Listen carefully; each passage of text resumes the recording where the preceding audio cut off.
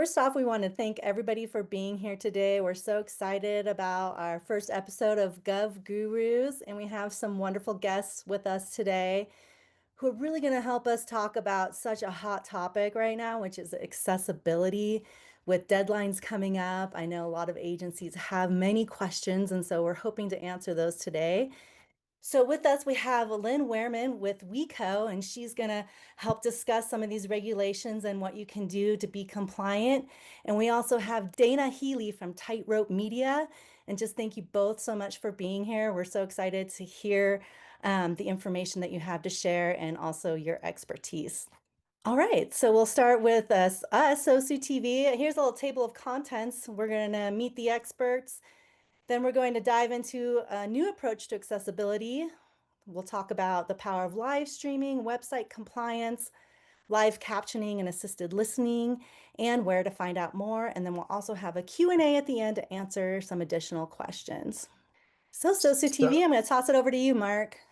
thanks, Dana. We are SOSU TV. We've been in the government game for about 15, 16 years. We came from network television, and we thought when we went out on our own as government agencies continued to find their PEG fund dwindling for a lot of their AV infrastructure, we started to do video content, consultations, and ultimately AV integration for them. We've done that because, in our experience, we've noticed that government agencies don't typically have the AV club in-house. They have a great comms team, they have a fantastic IT department, but when it comes to the mission critical Super Bowl Sunday of government meeting broadcasts, they really didn't have someone who specialized in that. Since we came from news, we're used to those high intensity, sometimes stressful broadcasts. And so it was our goals to make those less stressful, both for our clients and for us. And so we basically do the gamut between video content, video production, live streaming, and AV integration. During COVID, we found that the business of government ground to a halt because of uh, um, distancing and other reasons why the government couldn't get together. So we ended up developing a remote operated live streaming system so that we didn't have to have staff there and we could pull in hybrid meetings, kind of like what we're on right now, so that the government could continue functioning from the live meetings and open meeting law perspective. That's kind of us in a nutshell. So Lynn, if you wanted to take a second to talk about who you are and your company and what you have been up to these last 6 months, I know they've been really busy for you. So welcome to the show. We're so glad to have you here. Thanks, Dana and Mark. Really appreciate the opportunity. My name's Lynn Wehrman. I am the president and founder of Digital Accessibility by WeCo. We are a consulting group of digital experts who live with disabilities. So my work stemmed from doing some very, very early government accessibility work back in 2008. I had a degree in communications, but I was running a federal transit program, federal transit grant program, that interestingly enough taught bus drivers around the state of Minnesota essential things like how to secure wheelchairs in buses. But I had a communications degree, a writing degree, found out that I was actually pretty good in web design, got roped into developing the website for the office I was in at a part of the Department of Transportation Central Office because we had no web developers left. We had no funds to pay professionals to do our websites. So I was sent down to the public library to learn a program called Dreamweaver that no one remembers anymore. And I Mark do. remembers, I bet. you usually tell the age of people if they raise their hand on that one. But anyway, I learned just enough to be dangerous. And I did all of the wrong things with web pages, like repurposing forms, viewing the web pages I was developing entirely as something visual without understanding that the code created wayfinding points with people with disabilities. But I also grew up with two cognitive disabilities. Grew up in a family with generations of people with epilepsy. We were actually included in a study with Columbia University because there were so many people in my family of origin with epilepsy. And I grew up with uh, major mental illness that was later diagnosed as borderline personality disorder traits. So I really understand the part of being neurodivergent and taking in information differently.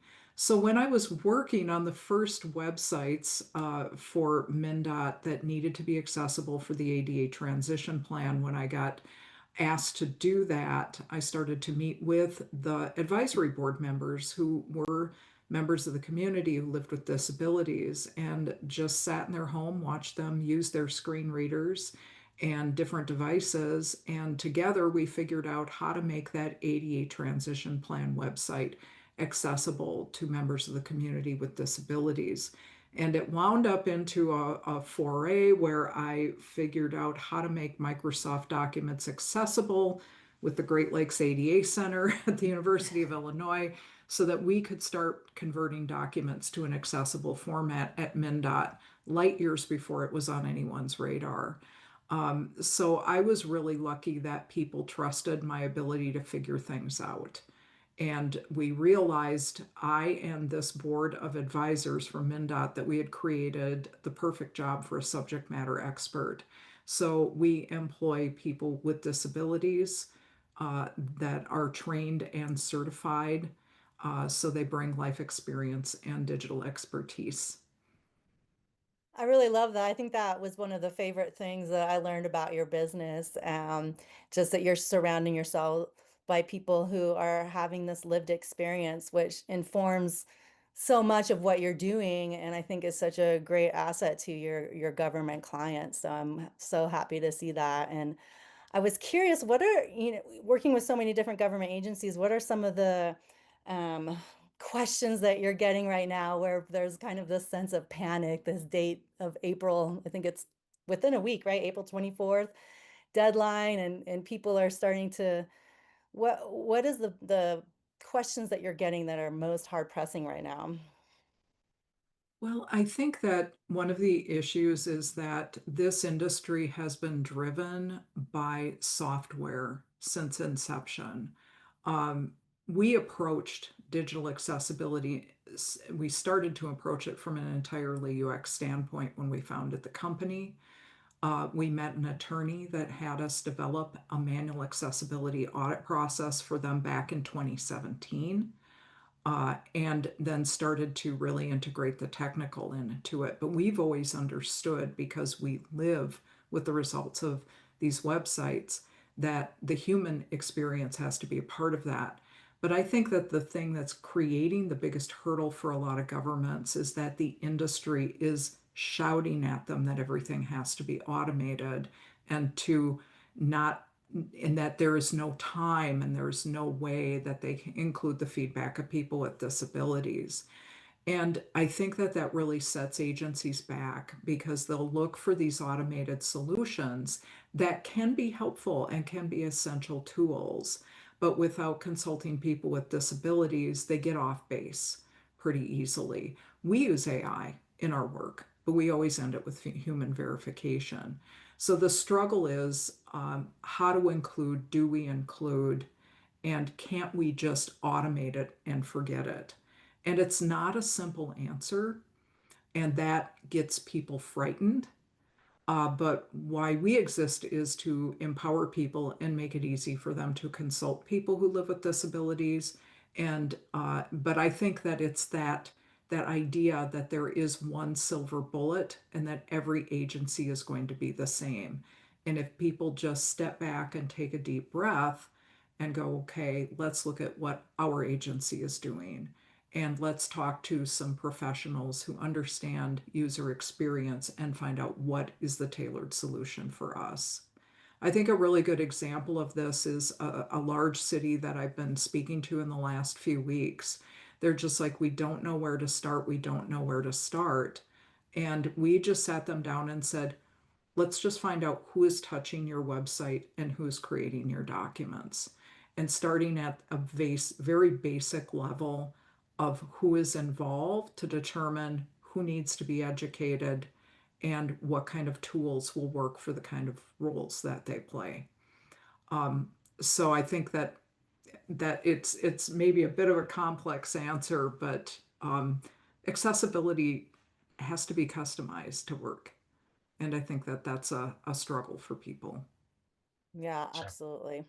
I can definitely see the challenge there, but I like that you gave it into a way that's digestible for them, that's easy to take it step by step instead of panicking about all the regulations that are coming down. We're going to come back to that because next we'll get back to the regulations and what's coming down the pipeline in this next week, but also in the next year for some of the smaller rural communities.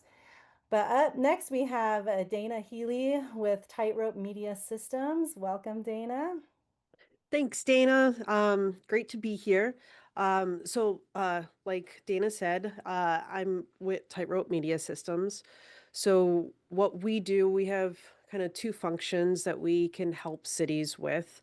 The first is we help folks schedule, automate, and stream their city meetings, video content on cable channels and their websites. So we do that with Cablecast. For today's conversation, I kind of have my media scribe hat on, and so that's the pink color. So media scribe essentially ensures that all the video content that folks like SOSU or your cities are creating, all that stuff that's recorded is then created into an accessible a record for your city. So what that looks like is closed captioning, open captioning, transcripts, audio descriptions, as well as translations into 72 different languages. And don't worry, WCAG does not say anything about translations into different languages. That's just a lovely thing to continue to include people in your community. But yeah, so anything around audio descriptions or captioning, I can answer questions about. Thank you so much for that intro. I appreciate it. There's so much happening in the government space right now, and I really feel like these access to tools like these are really important for the agencies to understand how to use them and how to implement them into their own processes is really important. So I wanted to continue on here on our deck. Thank you. And get into the nitty-gritty of accessibility. What should these agencies be considering when it comes to accessibility? And we talked a little bit about the website accessibility, but Lynn, maybe you can go in a little bit deeper on maybe some typical mistakes you're seeing from agencies and how they can best kind of correct that ship if they're moving in the wrong direction. I think it's very, very common for people to just want to get it fixed and move on. And I've worked, I have been a government employee. As you can tell, I was running a federal program. I ran a training program that actually trained all of the bus drivers in the state of Minnesota, except for the bus drivers who drove in the Twin City metro area. So I had a lot going on. And then all of a sudden, it was decided that I was running the website for the department. So I get how it is a lot to think about digital accessibility and how attractive what I call flip the switch accessibility is for folks. So just to keep in mind that accessibility is a process. Okay, it's not a feature, it's a process. And that was said by somebody who was way smarter than me that I can't remember his name at the moment, but that accessibility overlays seem like a really easy fix, but they're not. Number one is that they don't make your website entirely accessible, they make it partially accessible. So, Right. and that if anyone wants to access that accessibility features, they have to do so through the overlay. You will have a number of people visiting your website who will not want to use that overlay. There are many reasons, but the largest one is that people who use assistive technology, it takes them months and years to refine how they use it, get good at it, and it becomes a part of their everyday life. And so when they enter an overlay, the overlay basically takes over. And first of all, it detects that they use assistive technology. One of our testers who's blind said that when I come into a website, I know that that overlay detects that I have a screen reader and it engages. And I view that as a violation of my privacy. That website owner should not have to know that I am blind and that I'm using a screen reader, and they do. Second is Wow. that they have to use the overlay instead of their screen reader. And people think, oh, that's great. And I hear that sometimes, like, can we put a screen reader on our website for people? Screen readers take time to learn how to use, and people get very, very good at them, but it does not happen overnight. So when you have to learn a new set of technology to enter a website, it can take anywhere from 30 minutes to 2 hours to figure out how to dial that overlay in. So you're creating a separate experience for people and giving them a huge learning hurdle in order to enter your website. So that same tester, she has an overlay blocker on her computer that blocks the overlays so she can enter with her screen reader. So she'll enter the website and there's been no accessibility work done on the website because the user thinks that the overlay is taking care of it.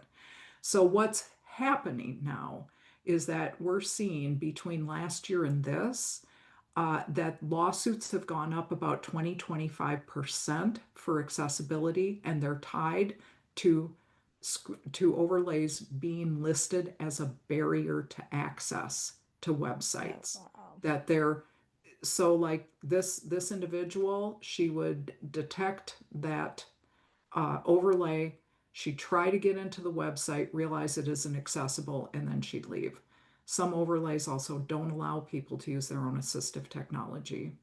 So if your developer is telling you that the overlay will, or the development company, that the overlay is going to cover you, or that that's going to take care of it, you really need to question if they understand accessibility and if they truly know how to make your website accessible. So we see people coming to us every day. We had someone come to us who had been sued twice with a Wow. commonly known overlay. After the first lawsuit, the overlay company said, "No, don't worry, you won't get sued again." And they got sued again, and then they came to us. So it's that's like the biggest hurdle. So what we do is manual accessibility audits. It's the way that the Department of Justice judges whether websites are accessible or inaccessible in accessibility lawsuits. And we've been doing ours since 2017 for law firms, and now we do those for governments. And it gives you a path forward because it gives you a whole list of what isn't accessible and what is, and then we give you just plain simple terms on how to fix it yourself. We really focus on teaching people how to fix it themselves. And once people start into that process, they start to realize that they can do it. It's not a big mystery. So Yeah, I think that having an expert in the field is essential in order to know the kinds of experiences that people may be having that you're not aware of. So I think that contacting an expert to get you through that, and then the fact that you give them steps to be able to do it on their own in the future, I think is really great, and kind of gives them the power back to manage their sites in a way that works for everyone. And speaking of, making it work for everyone, we talking about live streaming, and this is kind of goes into our realm and the video and how important it is. And we saw when we were starting our business, a lot of agencies weren't even live streaming their meetings, and so if somebody wasn't able to come there physically, they weren't able to interact with their government agency, which we saw as an issue and why we wanted to create accessibility with video. And so, Mark, if you wanted to kind of take this slide and talk about what we've been doing, and then how it Sure. connects to these different agencies as well. Of course. Lynn, when you had mentioned the lawsuits that arise, it's interesting because as long as we've been in the government space, the conversations are typically, how much is it? Is this, what do we just one and done this?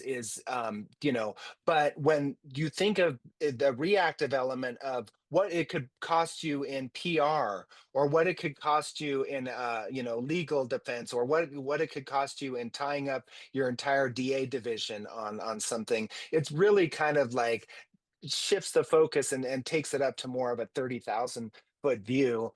And that's just what struck me about what you said. And similar, that's kind of how we got really into the government broadcast scene, is when we came from news, we saw that a lot of times in local news, you're just waiting for the press release from the government agency, and you're going to go cover that park opening with some sort of gotcha journalism.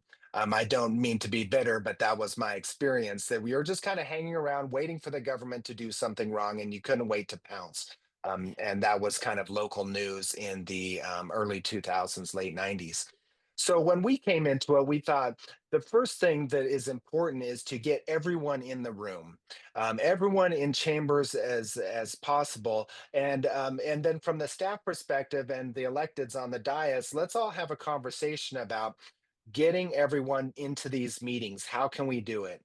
Um, when we had started our work in Northern Nevada, it was the one guy with the banjo, or the one guy, there was very little public comment, there was very little public engagement, and it was kind of like an insider joke as to who was coming down.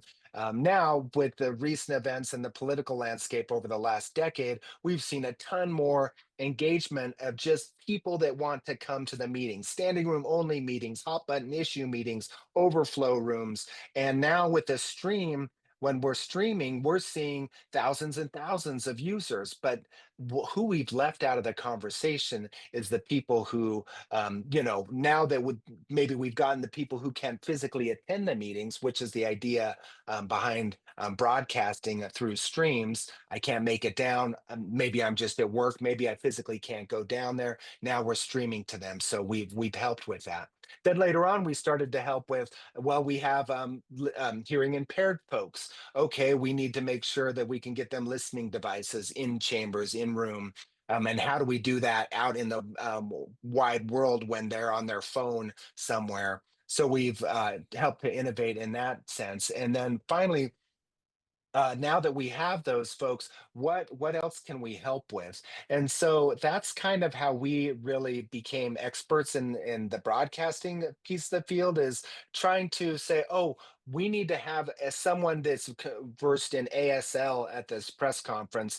How do we incorporate them into this so that we can talk to that additional audience? And Dana had mentioned earlier multiple languages. That's the kind of stuff that really fuels my passion for government broadcasting. Is, you know, I believe in democracy. We have that in our mission as a company, the democratic process. And how can we make that better by just getting everyone into the conversation? And so those are those little bullet points that kind of listed: getting everyone in the room, what technology is required to do that, what subject matter experts do we need to help with that? How is that archived, from the legal perspective, and statute and open meeting law, the things that the government asks us for in the first place, but then we have to kind of explode this into a much bigger conversation.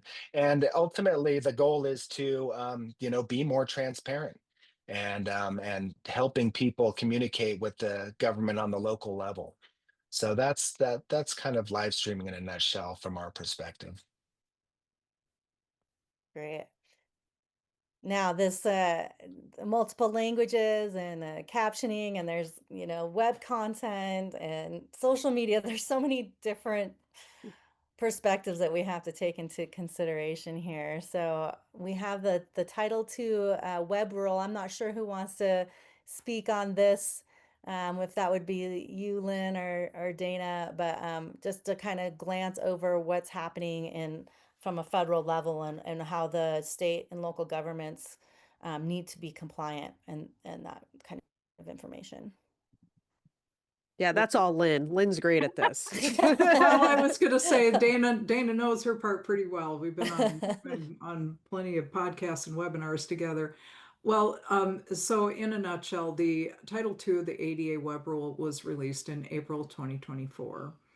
And what a lot of people don't understand who weren't really in the accessibility space before is that this has been fought out in the courts for decades. And starting as far back, if you want to Google anything, look up Target accessibility ruling, as in Target Incorporated, and Netflix accessibility rulings. Those were two big landmark rulings that really solidified that the web is a place of public accommodation. Prior to that, there was a lot of debate that if it's not a brick and mortar building or store, then it doesn't have to be accessible. And I think it was Massachusetts district court judge who ruled on the Netflix ruling for that videos needed to be captioned on Netflix, who said, basically, come on. We all live our lives online, and to exclude people with disabilities is wrong. Wrong, And yeah. so, in spirit of what the Americans with Disabilities Act, when it was signed into law over 35 years ago, is that every human being in the United States has the right to participate in public life. So if it's put out there for the public, it needs to be accessible to people regardless of ability or disability. The Title II web rule just cleared up a lot for governments. Having worked in government accessibility years before it came out, it was really difficult to know what to do. We were getting sued for different things. We had threats of lawsuits. And what's great about the web rule is everybody knows where they are, and that it typically legislation makes lawsuits go down. It's lack of clarity. And that's my personal viewpoint, just having been in this industry for 20 years. So the web rules were released on April of 2024 that states that the web content, mobile applications, documents, social media, live and recorded media must be accessible to people with disabilities. Because it's a civil rights law, you're not going to see big lawsuit settlements in money amounts. You're going to see settlements in how that people are being held accountable to fix it. The technical standard for this is the Web Content Accessibility Guidelines Level 2.1A/AA. So that is a technical standard that's been put forth by a organization called the World Wide Web Consortium, or W3C, that happens to have most of the world agreeing that it's a pretty good idea. Okay, state and local governments have to comply with all of the above named accessibility requirements.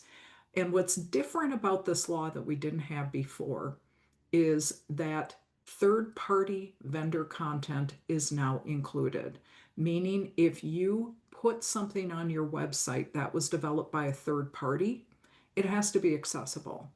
So that a good example is scheduling software. So if you've got a calendar you put on your website that will automatically schedule for you, it's on you to take the time to figure out if it's accessible. And you vote with your pocketbook. Don't buy what isn't accessible. There are plenty of vendors out there that can create things that are accessible. They understand the WCAG. PDF accessibility, documents on your website have to be accessible. There is an archive rule tied to that. So if it's a document that was created before the deadline, that is no longer in active use and is in a archive section of your website, you may not have to convert it to accessibility. The compliance dates are listed on this slide. So if you have less than 50,000 people, in the area you serve, that government deadline is April 26, 2027.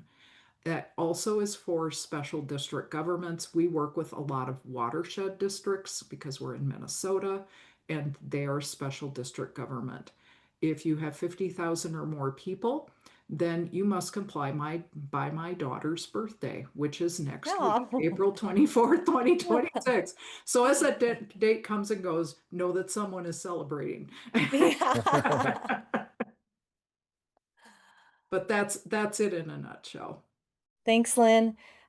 Building on that, we've been hearing a lot of similar concerns from agencies navigating compliance and accessibility requirements. Dana, I know your team has been fielding many of these questions. Can you walk us through some of the most common ones you're seeing? So a couple of the most common questions that we're getting are AI generated captions enough? So I really loved Lynn's take on how important human in the loop and human revision and how important that is. And she's right on because although AI has come long way, on their own, they're probably not a set it and forget it. So AI can get things wrong. It's important to review all your content. It is a good first start. If you've got nothing, if you got no captions at all, you Yeah. should at least turn those on. Um, so, and another question, what do I need to consider when looking for a captioning tool? So anything to dial up accuracy. So we're looking for really good audio quality. So ensuring that all the audio that's coming in is pristine and not clipping or anything like that. You want to find tools that have custom vocabulary in there as well. So if it hears a certain word, it knows that, oh, I'm supposed to spell it this way. And there are tools that have that built in. And again, any type of human in the loop review where you can go through and edit and double check because accessibility is a process. We want to build in that process and it doesn't need to take a long time, but it's really important that we are intentional with our work around accessibility. Um, Another question I get is, what if we just do it a little bit? Lynn, Like, I is don't that know good if you enough? get this at all, but what if we do just a couple things? um, like I appreciate the effort, but you do need to take it. The spec and the rule says that all your video content needs to be accessible within those 6 criterias that I listed out, plus all the other things that Lynn was talking about as well. So you want to aim for full coverage on that. Absolutely. So let's say someone's using a platform like, oh, it's right there. Is YouTube enough? Perfect. Great segue. Yeah. Yeah, YouTube, I get this one a lot too. Their auto captions are just inaccurate. They are inaccurate. They're not great. Another thing is you don't control the platform, so they constantly move things around, can change things. Uh, so it's very hard for you to maintain accuracy of what's going on there. The live captioning is very unreliable in quality.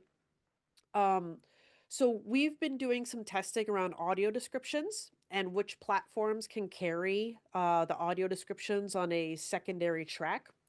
And YouTube has a small rollout of a beta set of custom of people using it, and we can't figure out who gets it and who doesn't get it. So far we've communicated with a few hundred end users, and only one of them have access to this tool that can play audio descriptions. Oh, So if wow. you're relying on YouTube to be able to relay your audio descriptions, that's probably not a good, a basket to put all your eggs in. Yeah. Yeah, Good to know. That's great info. We have absolutely. a lot of agencies that are using YouTube now, and I think that this info is very good for them to know. So that's like, how can you make this work? And that it may not be enough. Was there anything else, Dana, that you wanted to cover before we move on? I feel like that's all really great info, some that I'm happy to learn. But was there anything else that we may have missed? It's mostly folks are very nervous on the video side around audio descriptions just because there hasn't been a lot of tools available that have been able to do that. And that's something that MediaScribe has launched. We have customers already, like it's a proven software that works. It has human in the loop. So it's built so you can work it into your workflow. Um, yeah, so but if you're interested in learning more, we can provide free trials. Very cool. And so we have a slide here about the accessibility is within reach. And so all three of our companies here offer consultations, and there's the information there, the email addresses and who to reach out to if you're interested in more accessibility information or assessment. We're all here to help. We know how important this is and want to make a difference and be sure that everyone can be in the room for sure. And I'm pretty excited about what's next for all three of us, four of us, as we continue this journey to educating our agencies and ourselves, and how we can make it a better place. So um, And let's Michaela, continue. I think we might have a couple questions. Yeah, that's what yep. Okay.